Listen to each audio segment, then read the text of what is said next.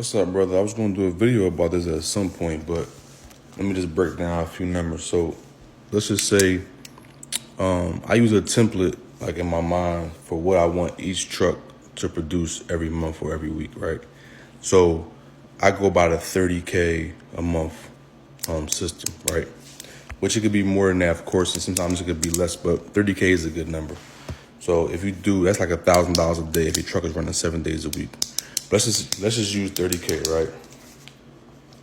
So if you got 30K, right? Every trip you make is you got to use fuel, obviously, right? So let's say on a weekly basis, just for a round number, you could say you could use $1,000 or a little bit more. Let's just say between 1,000 and 1,500 in fuel every week.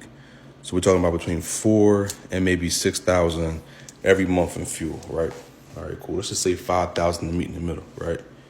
So now we're down to 25,000, right?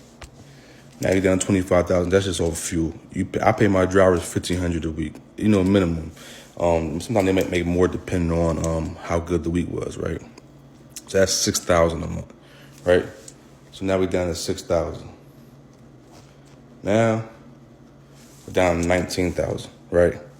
So let's say your insurance is 2,000. It could be more, but let's just use 2,000 as a good example. Now we're down to 17,000, right? Okay, now what's next? Let's say you got a truck payment. Your truck payment could be between $1,000 and $2,000. Let's just say it's 1,500, right?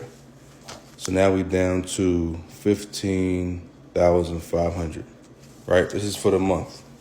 Okay, so now you have tolls. You got to put money aside every month or really every week for tires or any maintenance fees you got to add on, whatever.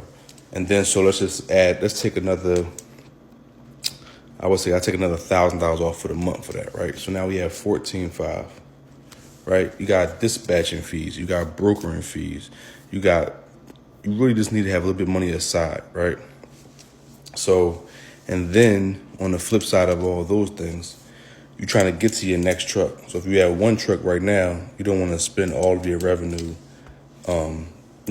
just basically, draining your truck. So you want to put some money aside. So after you did all that puts you at about 10,000. So what I do is I take that 10,000 and I cut that in half. Now I put me about between 4,000 and 5,000. Like everything's going to fluctuate differently. And I put that half of that money is for my next truck and the other half is my profit.